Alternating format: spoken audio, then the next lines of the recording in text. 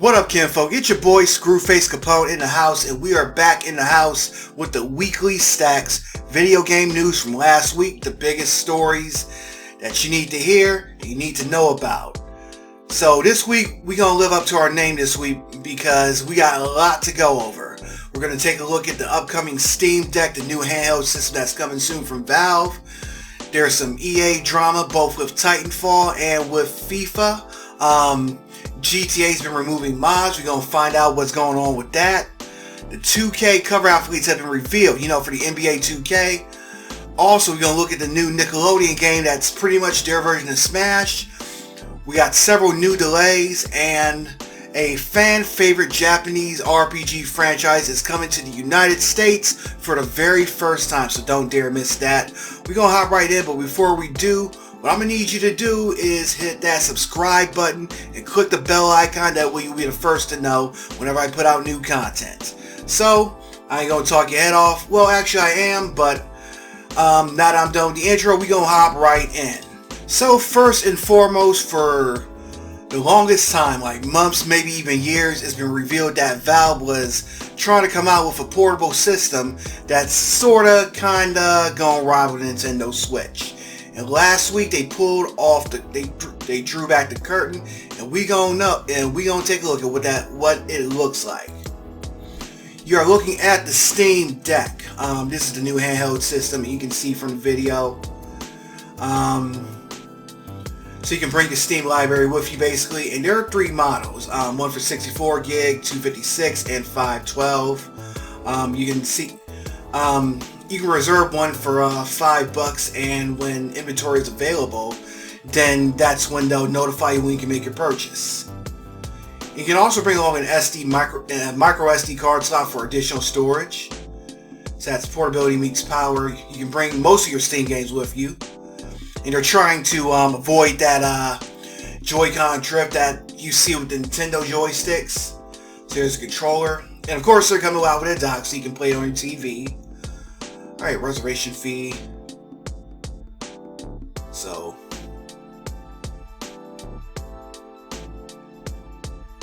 yeah, basically you can I wonder if you can still put a reservation in. Now obviously it started last Friday, and it's hard to do so right now. So of course the $5 is gonna go to your I'm not gonna buy it yet, obviously. Obviously the money is gonna, the $5 is gonna go to the purchase price. Only one thing I'm kind of iffy on, and a lot of people have been saying this, is the placement of these buttons. As you can see, they're right at the top, right next to the thing. I guess we're gonna have to see how it works when I hold it. But to me that don't look really a whole lot comfortable. But let's take a look at it. I'll get some more Steam Deck. I know you can hook keyboard and controllers to it as well.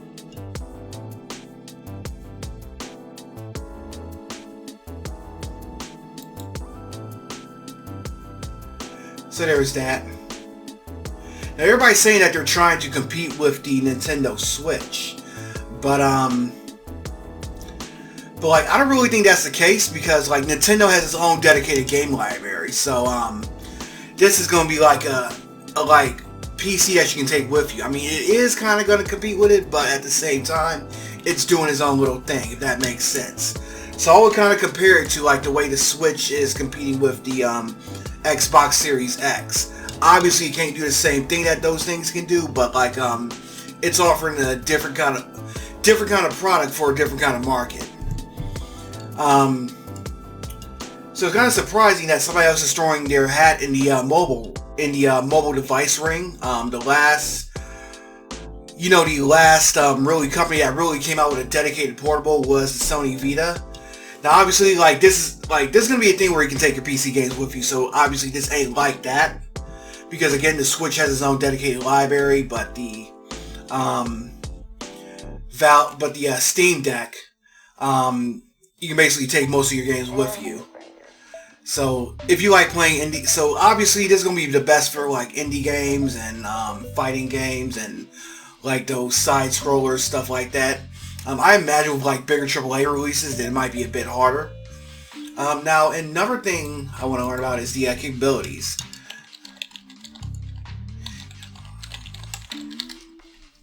So apparently, a Steam Deck, you can also install the Epic Games Store.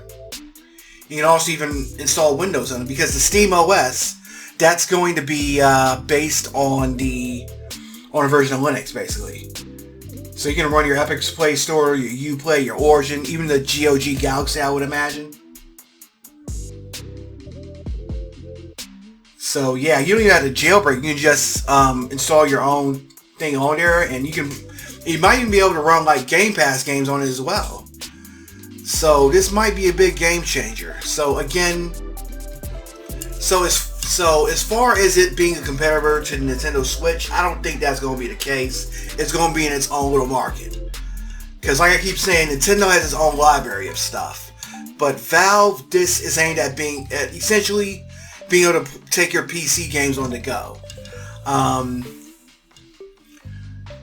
Like you see the handheld devices like the what's it called that I looked at like early last year, the this bad boy, the Clockwork Pi, where it runs on a version of the Raspberry Pi system and you can run homebrew games on it. So yeah, it definitely looks interesting, and apparently they'll start shipping out products around December 2021, and when inventory is available, they'll be notified when you can make your purchase. So yeah, so that is the Steam Deck. Let me know what you think in the comments. Are you planning to pick one up? Have you tried to reserve one? Have you had any issues reserving one? Let me know. So next up, there's been some drama surrounding the upcoming release of FIFA 22. So first of all, it's like several different controversies. So as you know, like this is the time when EA is planning to get its sports lineup together, mainly FIFA and Madden. And you know, FIFA is its highest selling title worldwide. Madden is its biggest selling title in North America, but FIFA is its highest selling worldwide.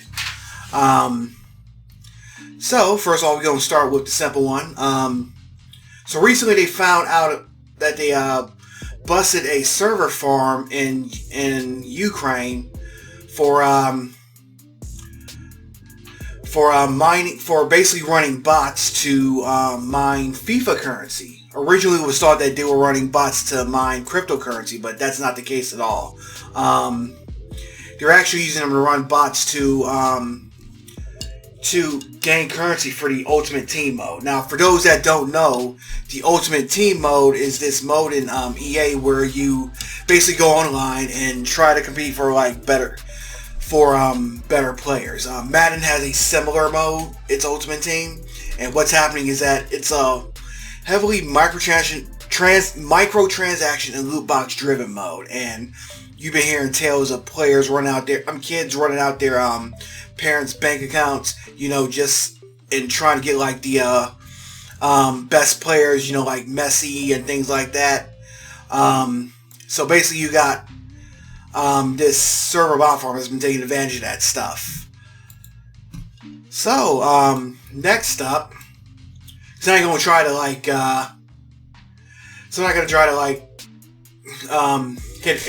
not going to try to spend too much time because this is such a big thing, and I'll just link to these in the article. But anyway, FIFA 22 is scheduled to come out on October 1st. So apparently it's going to utilize some new motion capture technology that's next gen. However, this is only going to be for the Google Stadia and all next-gen consoles. That's Xbox Series X and PlayStation 5. And meanwhile, though, PC, Xbox One, and PlayStation 4, they're going to get a more, just a basically updated version of the game. So what's really surprising is that they're stiffing the PC audience. With the Xbox One and PlayStation 4, that's kind of to be expected. That's going to be like a bit dated compared to the new ones, because the idea is to upgrade to the new ones, and we'll get to that in a little bit too. But the PC version, that's got the potential to be the biggest version. So if you're playing on PC, then you're just stuck with like this outdated version from last year when there's no reason not to. And of course the Switch is pretty much going to have like the FIFA 2 Legacy Edition, which if previous years were anything to go by, it's basically it's basically last year's game, but with updated rosters for 22, so it's not going to contain any of the new features that's going to be in the current and next gen versions. So yeah, it's a whole big downgrade. So it's a downgrade for everybody who doesn't own a Series X or PS5. So I know EA's lack of support for their PC sports games has been a strong point of contention among players, and this is not doing anything to fix that. Let's see. I want to bring up the upgrade stamp too. Also, there's a lot of beef when it comes to the upgrade system. So it's going to come out. So it's going to come at a pretty hefty cost. So like last year, they basically had the dual entitlement. So I think if you bought the game on if you bought 21 on either Xbox One and PlayStation 4, you can upgrade to the next gen version with no additional cost, with PS5 gamers getting the free update, while Xbox Series X players got the smart delivery. But this year, if you want to upgrade to the next edition, then you're gonna have to pay for it. So so basically the standard version is gonna be $60 like always, and then if you want the upgrade, you're gonna need the Ultimate Edition. So the Ultimate Edition is going to be like $100 in the United States. So basically, if you're playing the PS4 and you want to upgrade to the PS5, then you got to shell out an extra $50 for that upgrade, and that's just not very feasible for a lot of players, especially at this particular moment when people are still having trouble getting their hands on the new next gen consoles. So again, yeah, it's just another thing about EA squeezing money out of its customers, and that's not the only drama we're going to have with EA this week, so stay tuned. Alright, so last week we learned about an upcoming Nickelodeon fighting game featuring several of its properties. Here it is right here. This is Nickelodeon All-Star Brawl, and as you can see from the scene, it's basically Smash Brothers with Nickelodeon characters. So let's take a look. Let's take a look at the trailer real quick. I got my headphones on, adjust my audio, and let's start playing.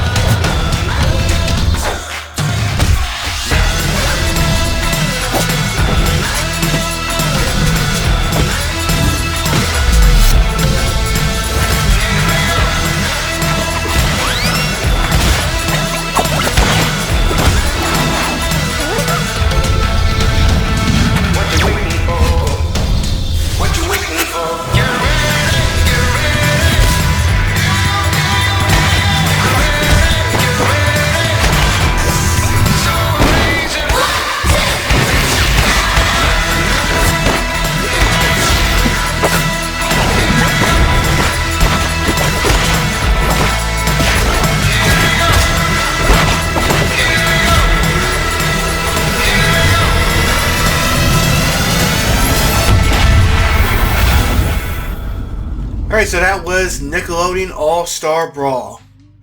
It's coming to, it's coming to all current and next-gen systems, except for PC, and it's coming this fall. It's being developed by Ludosity and Fair Play Labs and published by Game Mill Entertainment. As you can see, they're digging all throughout Nickelodeon's cartoon history. They got SpongeBob, they got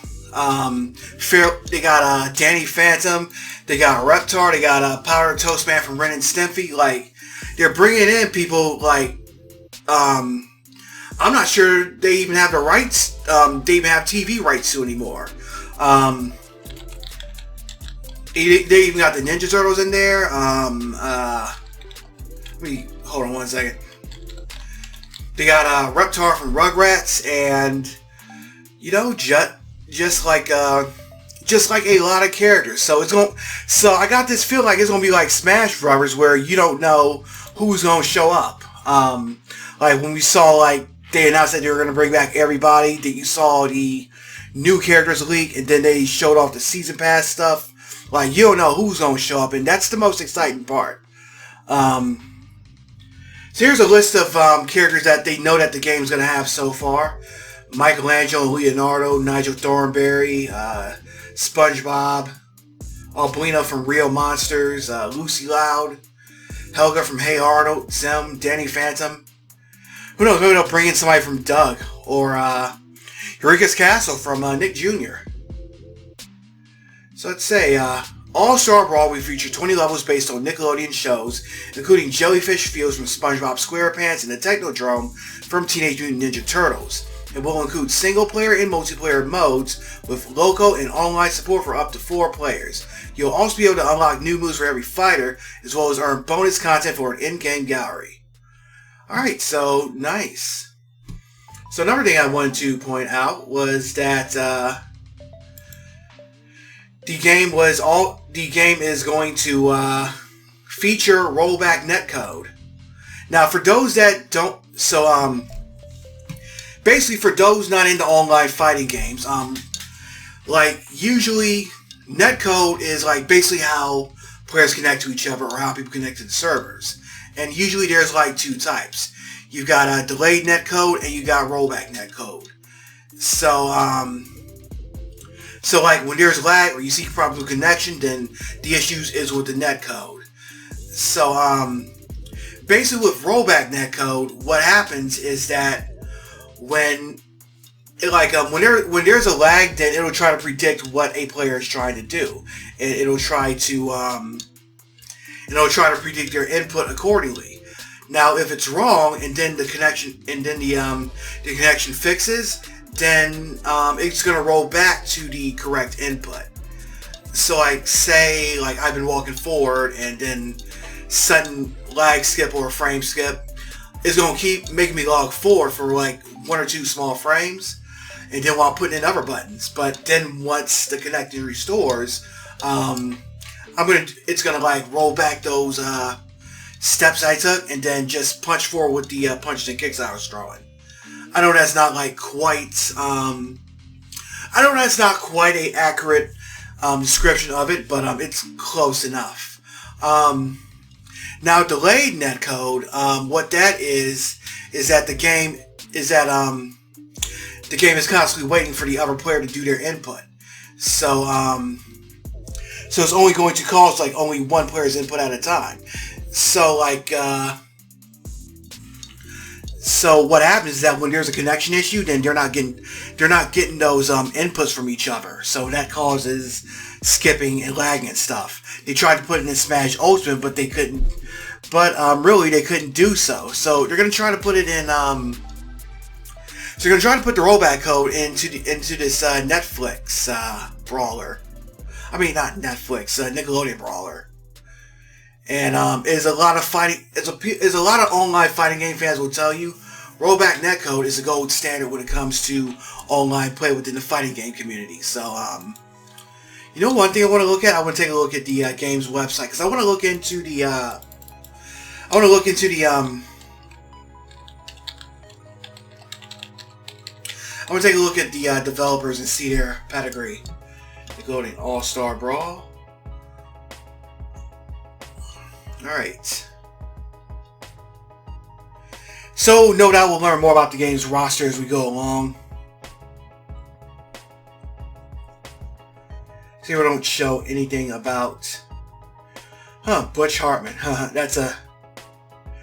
Yeah, I just got reminded of that name, of how much of a creep he was. I don't think we should too much on him and how much of a douche he is, but there are other YouTube shows that have covered it.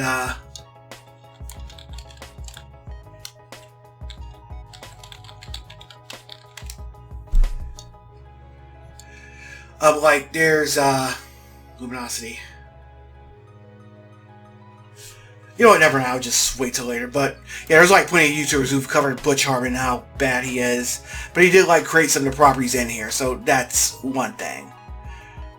You really can't have these without giving them credit for them.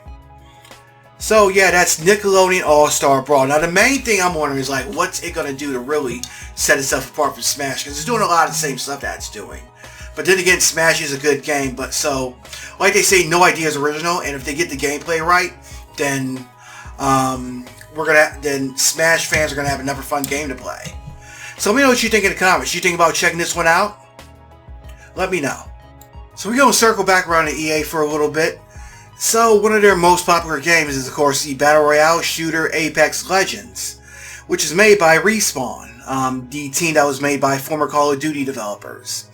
However, before Apex, there was Titanfall, which was a mech-based shooter, and it originally came out in 2014, and it was followed up by a sequel, Titanfall 2, in 2016. And that sequel is one of the best multiplayer shooters from last generation. It's still got a pretty healthy fan base, and players can't get enough of the mech-style combat and the parkour.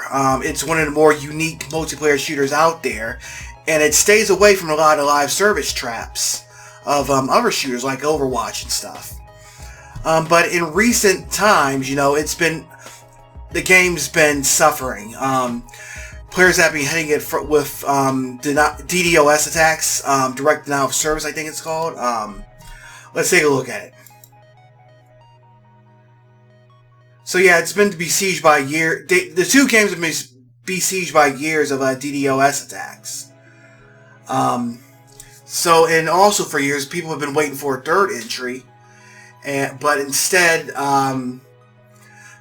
unfortunately, Respawn released Apex Legends, and that's a Battle Royale game, which, well, it's set in the Titanfall universe, it doesn't feature any Titans at all.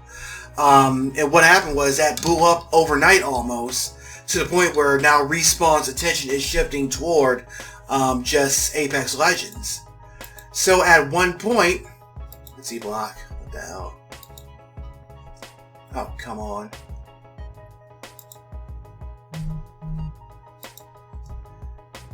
So at one point, what had happened, some people ended up hacking Apex Legends servers to display the message "Save Titanfall" because they're trying to get attention from Respawn.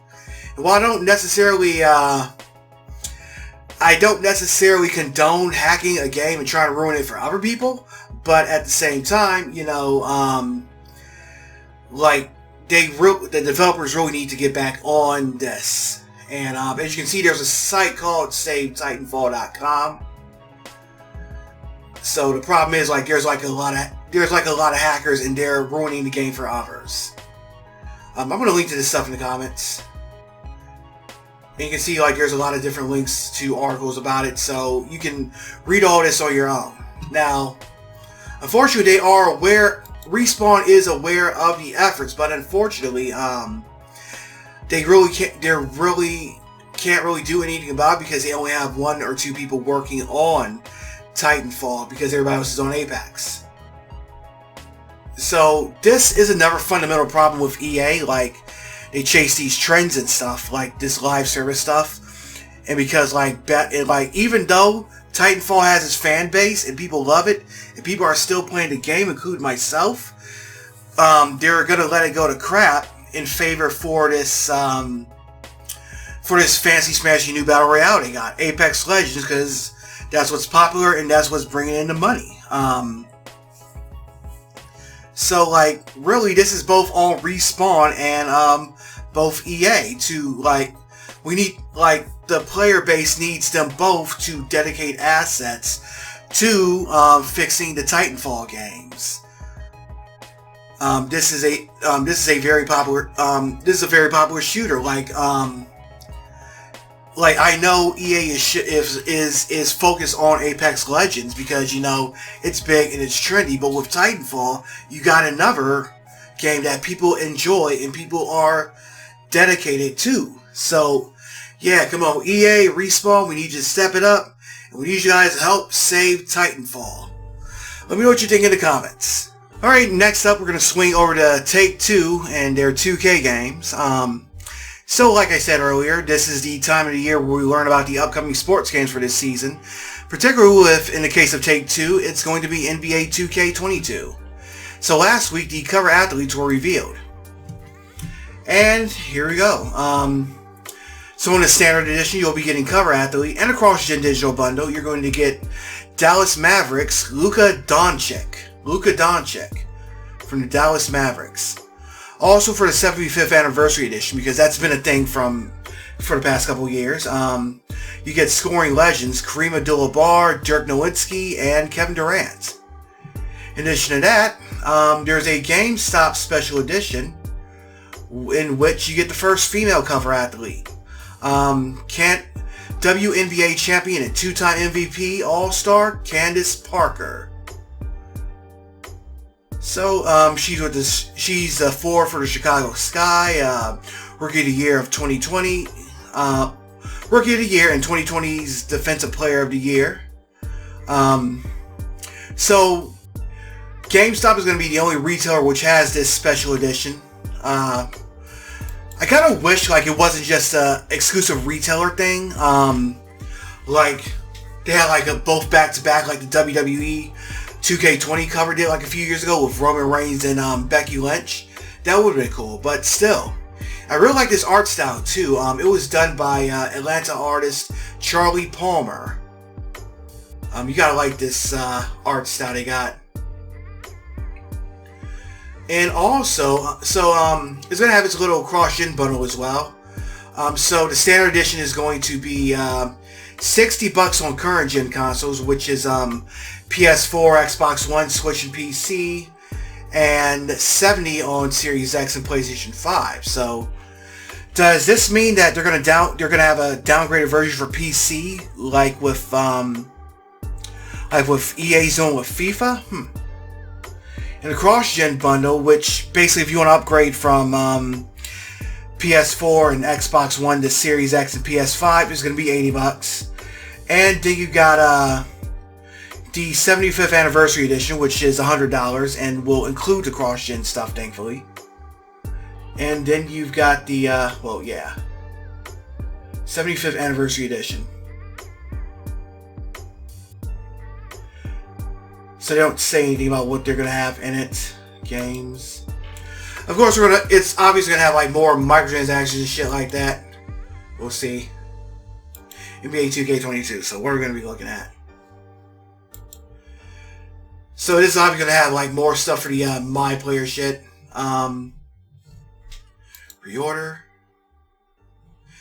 It doesn't look like they don't have a whole lot of information just yet. So we're going to learn more about it as the weeks progress. So yeah, that's the NBA 2K22 cover athletes. Luka Doncic, Kevin Durant, Kareem Abdul-Jabbar, Dirk Nowitzki, and the WNBA's Candace Parker. What do you guys think? Personally, I want to see Dr. J on one of these editions, you know? If they come out with a legendary edition next year, they should have Dr. J on it, like in all his weird glory. Alright, next up, we're going to stick with 2K a little bit. As the company, which I should remind you is the parent company of Rockstar Games, has spent the past week apparently issuing DMC takedown requests to remove Grand Theft Auto mods. Now, them removing old mods from GTA is nothing new, because if you remember, back in 2017 there was that big controversy over the GTA 4 mod Open 4 being removed. After a public outcry, they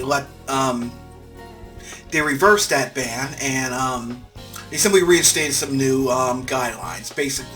basically mod single player and not online mode, and don't sell them. But this time they're removing mods again, and some of them are for really old games. For instance, here's GTA Liberty City, which is a total conversion of Vice City, which would port GTA to the Vice City engine. It was released way back in 2005. Another one is GTA Underground, which was also removed.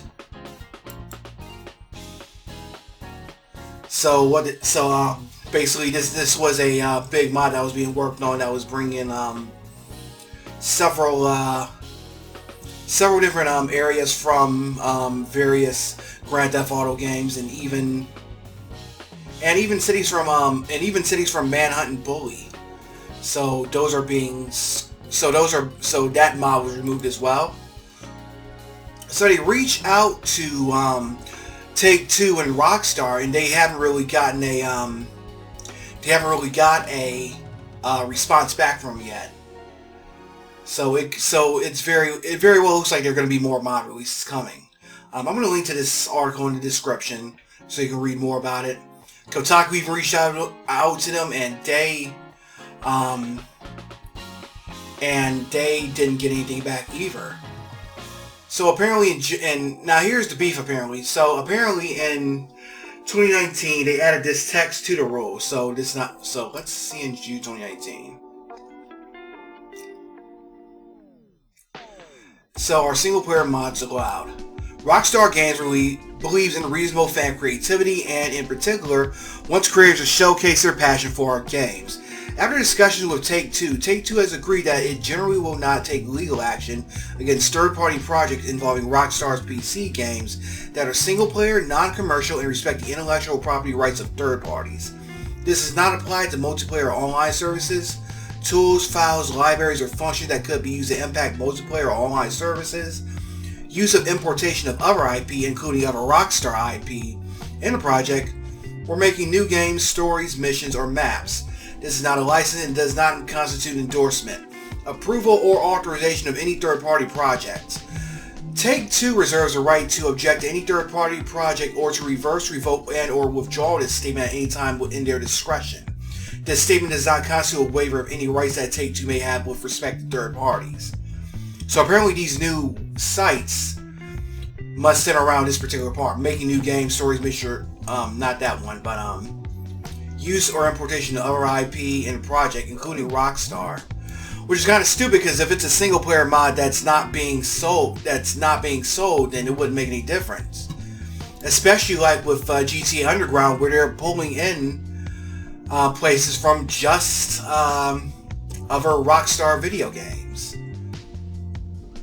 So like here you see Bulwark from Bully and Carson City from Manhunt.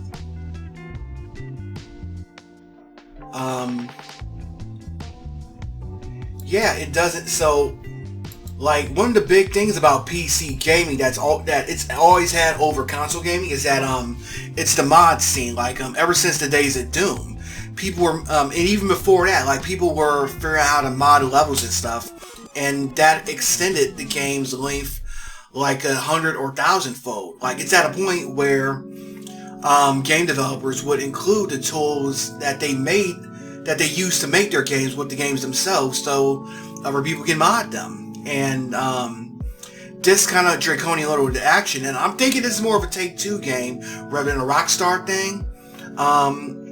But that's just kind of just hurting the PC base for these games, especially since they're not doing anything to hurt the online mode.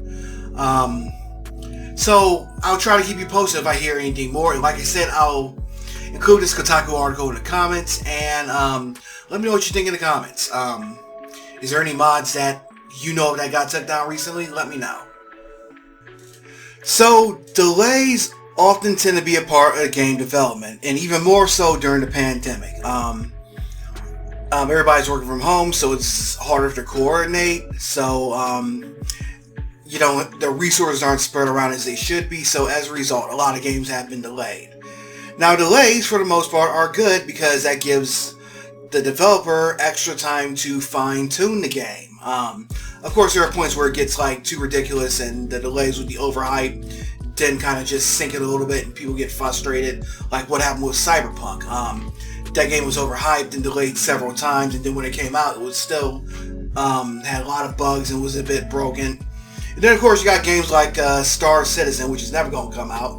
They're just going to keep finding new ways to squeeze money out of its fan base and just keep putting out bullshit and microtransaction and shit.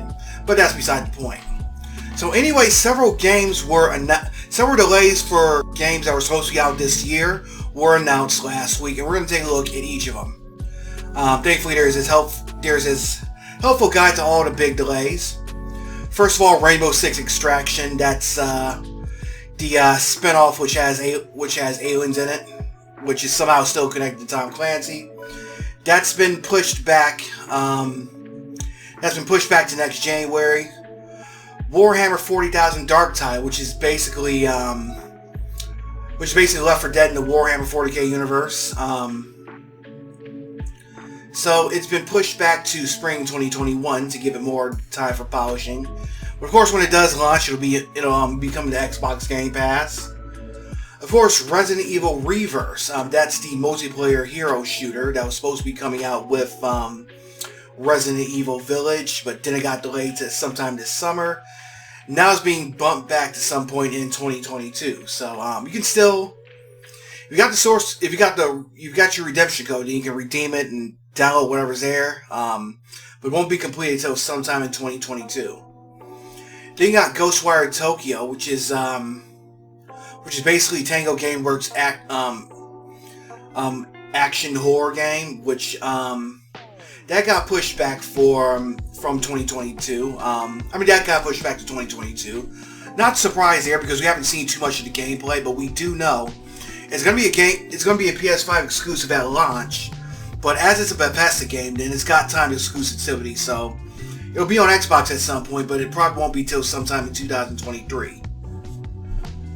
So, also that's also God of War. We learned about that a few months ago, but yeah, we got a lot of delays coming. Hopefully that will give time to help players clear the deck for all the other stuff that's coming. And if nothing else, we know that 2022 is going to be a pretty good year for gamers. Made it this far? Well, we only got a couple more left. So Namco revealed its upcoming Gundam game, Gundam Evolution. So, it's a multiplayer shooter which features several mobile suits from throughout the franchise. So let's take a look at the trailer real quick. Let's put my headphones back on. And this is Gundam Evolution. I don't want to blow it all the way up because I don't want to risk getting a copyright strike.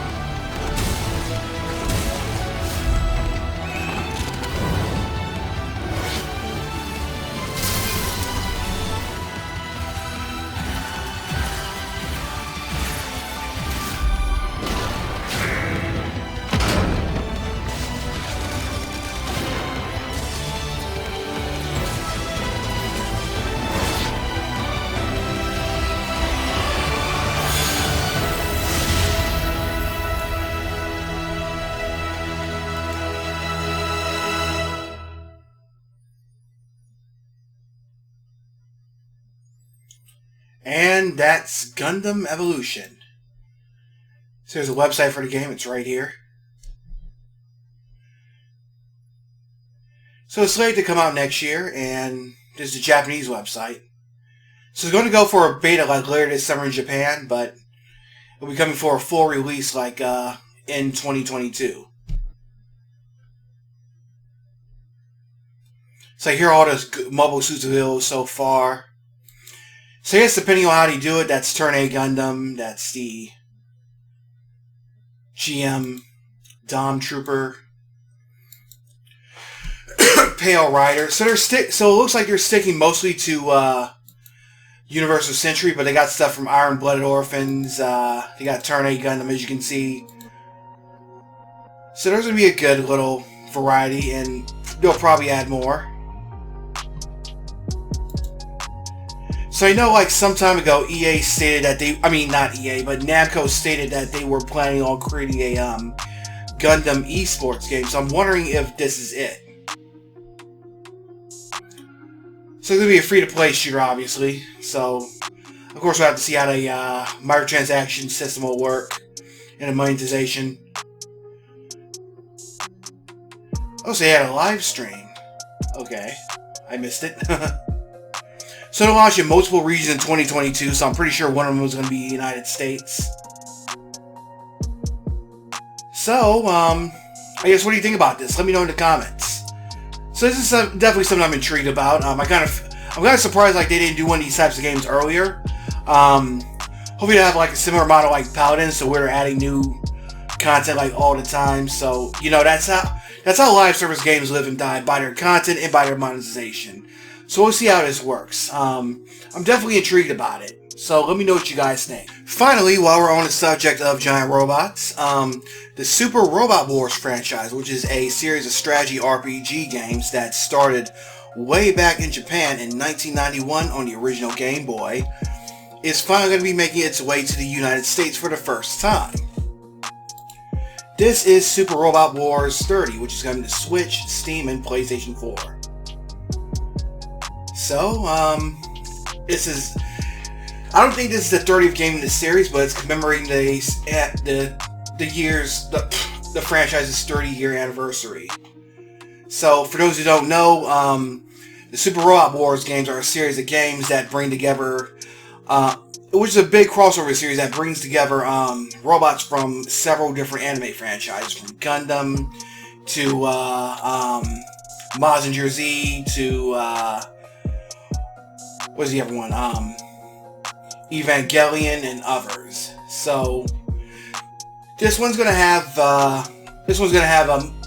robots from Mazinger Z Infinity, Mobile Suit Zeta Gundam, and Code Geass. So they're gonna come together in an original story. You know what? Let's take a look at the trailer. Where is the trailer? Okay, there's no one trailer. So let's see what else I can find about the game. We'll have SSSS Gridman. Okay, here it is. First look trailer. Let's watch this.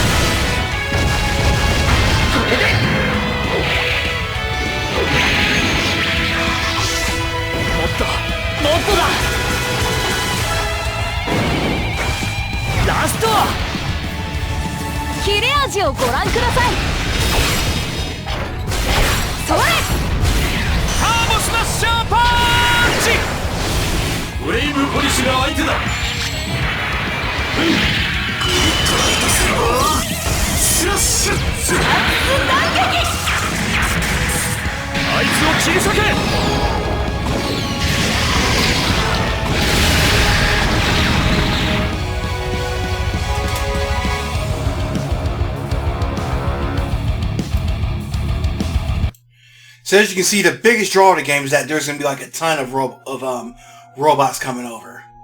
Everything from Getter Robo to the King of the Brave. And I haven't even heard of most of these, but I'm definitely familiar with Gundam and Code Geass, even Magic Knight Ray Earth. So there's going to be like a standard version with 60, a deluxe edition with new missions, in-game currencies, and playable use from other Super Robot Wars games, and then there will be an Ultimate version with 104, and that's probably going to be the one that I'm going to get, just because all this stuff is just so damn cool. I wonder if this is all Steam, or is it going to be like both Switch and PS4 as well?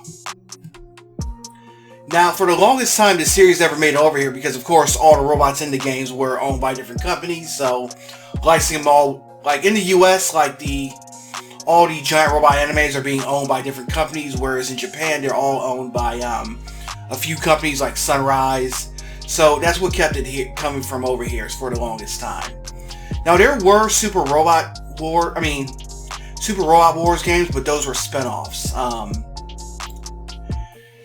Basically, this was Super Robot Tyson OG Saga Endless Frontier, which came out on DS in 2009, and like it only really has like characters from the original generation, which means the robots that were created for the game. And if you hear the trope original generation, that's basically what it means. Like during a crossover, anytime characters create a character just for that crossover, they're considered original generation. And there was another one that hit Game Boy Advance years earlier, which was in 2006, which is Super Robot Tyson, which was another original generation game. So yeah, that's Super Robot Wars. It's coming out this October. Let me know what you think in the comments. This week's pick of the week is Loki, the recently concluded Disney Plus miniseries. Of all of Marvel's Disney Plus shows so far, Loki is the most mind-blowing, as its ending, don't worry, I won't spoil it, will lead to all kinds of theories about what is coming next for the MCU. Tom Hiddleston proves he was born to play the character, and the supporting cast, including Owen Wilson, helps take things to another level. We finally get a look at the greater multiverse that Marvel has been hinting at, and it has me excited to think of what Marvel has planned next. Also, we got Season 2 coming, so expect even more time travel hijinks.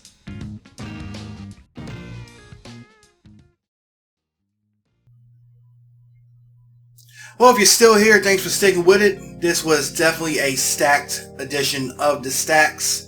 Lots of gaming news from the past week. And I hope you like what you just saw. If you did, click that thumbs up icon. Let me know what you think in the comments, and make sure you hit that subscribe button and click the bell icon. That will be that way you'll be the first to know whenever I put out new content. So until next time, I hope you have a great rest of your week. And I'm Audi 51,000 G, kinfolk.